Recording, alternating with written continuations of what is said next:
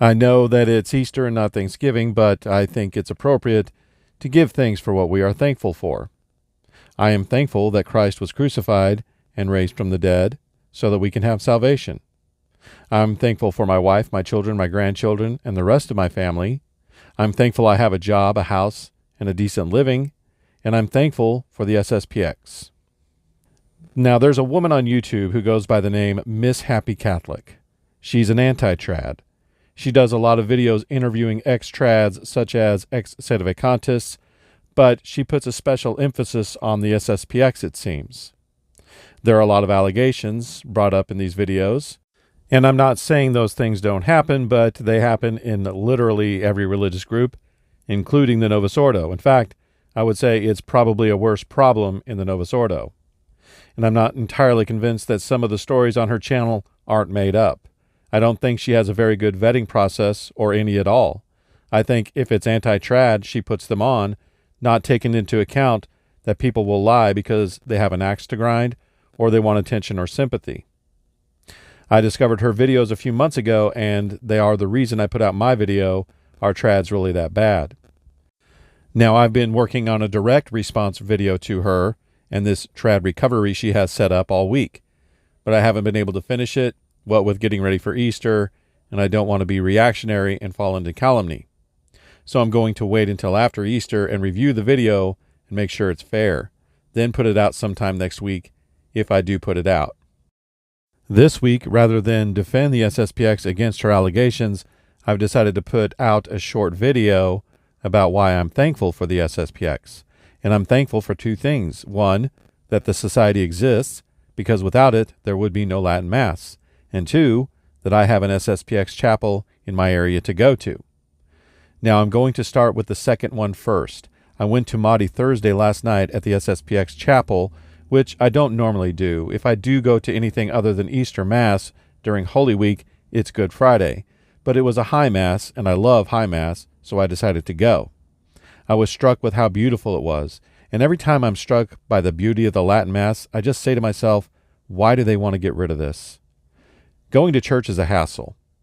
It was a hassle when I was a Protestant, and it's less of a hassle, but a hassle nonetheless, going to the Novus Ordo, especially during the week when I worked that day and have to work the next day, and it's not an obligation. But with a Latin Mass, it's like going to the movies or going out to eat. I look forward to it. I went last night because I wanted to. And yes, I get that same sense of awe at the diocesan Latin Mass as well, but here's the difference. Now keep in mind, I'm talking about how it is in my area. The diocesan Latin Mass is an afterthought. It's been moved around, the times have changed. It's something the diocese feels they have to do. Whereas the Latin Mass is at the center of everything the SSPX does, and that does make a difference. Now don't get me wrong, we have one of the good bishops, and I'm thankful that we have the diocesan Latin Mass and that the bishop is trying to keep it alive, and I still go to it from time to time. But here there is only Sunday Latin Mass, and sometimes they suspend it on major feast days. So I can't get the Latin Mass on Maundy Thursday, Holy Days of Obligation, Midnight Mass on Christmas, except at the SSPX chapel. And with the diocese, I get the sense that I can't always count on it being there, but I do have that security with the society. And I really like the priest here. Most people think of SSPX priests as rigid, and I'm sure there are some that are, but he has that balance of not being loosey-goosey, anything goes, obviously, but not too rigid and judgmental, truly pastoral. And I've found that to be the case with most of the SSPX priests that come to my chapel. And I've had Novus Ordo priests that I really like too, one in particular that I can never repay him for what he's done for me, literally. So I'm not saying, oh, these priests are better than those priests. I'm just saying don't let anyone tell you that SSPX priests are all rigid Jansenists. They're not. And I'm thankful that the SSPX exists, because I know that no matter what Rome does, I will have access to the Latin Mass.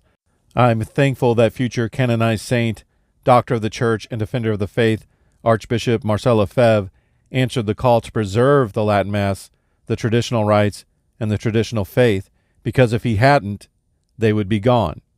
There would be no Latin Mass today except for Archbishop Marcel Lefebvre. Some might say, how can you justify disobedience because of liturgical preference? It's not just a matter of liturgical preference. The Mass of the Saints, the Mass that goes back to Gregory the Great in the 5th century, the basics of which go back to perhaps St. Peter himself, the Mass that was codified and canonized at the Council of Trent and Pope Pius V, cannot be dispensed of. I've heard it suggested on Miss Happy Catholic's channel that since we now have the TLM, the FSSP, and ICK, and other approved Latin Masses, that the SSPX should close up shop because they are not needed anymore, basically. Well, none of those groups would exist were it not for the SSPX. And if the SSPX goes away, they will all be suppressed. Ecclesia Dei was a reaction to Lefebvre. It even says so in the document. Why do you think they all used the 1962 missal rather than a pre-1955 missal like the Sedes do, or the 1965/1967 missal? It was Lefebvre that chose the 1962 missal. Now, you might say, well, Pope Paul VI granted permission for the Indult Mass in 1971 in England, but that was for the 1965 missal with the 1967 revisions, according to the Latin Mass Society of England and Wales, who are the ones who obtained the so-called Agatha Christie Indult. It was Lefebvre who said that the 1962 missal was the last acceptable missal. But wait a minute. Pope Benedict XVI said the 1962 missal was never abrogated. Right, and who drove that point home? Who saw that first? Summorum Pontificum was an effort to please the SSPX. I have nothing against the FSSP, ICK, or diocesan Latin Mass groups. I would go to their Masses and do go to the diocesan Latin Mass. But if Rome got rid of the Latin Mass tomorrow, abrogated all missals before 1969, those groups are gone. Or they go against their own principles that says Lefebvre was wrong and resist. Rome doesn't negotiate with the fraternity, the institute, or TLM groups, and the various other offshoots of the society and sedes are just irrelevant. I'm sorry, nothing against you guys, but you just don't have the numbers. Rome negotiates with the SSPX. The fraternity is still waiting for their bishop. My understanding is those priests who left the society and formed the fraternity said, we will take the deal Lefebvre rejected, which included a bishop, and they're still waiting decades later. That just proves that Lefebvre was right, at least in his assessment of the situation, that Rome had no intention of giving him a bishop. Make no mistake, the battle for the Latin Mass and the traditional rites rests in the society, even today. They go away, and so does the Latin Mass and the traditional rites. So we have Lefebvre and the Society of St. Pius X to thank for preserving the Latin Mass and the old rites and traditions. And so I say thank you. Have a blessed Easter. Until my next video, God bless.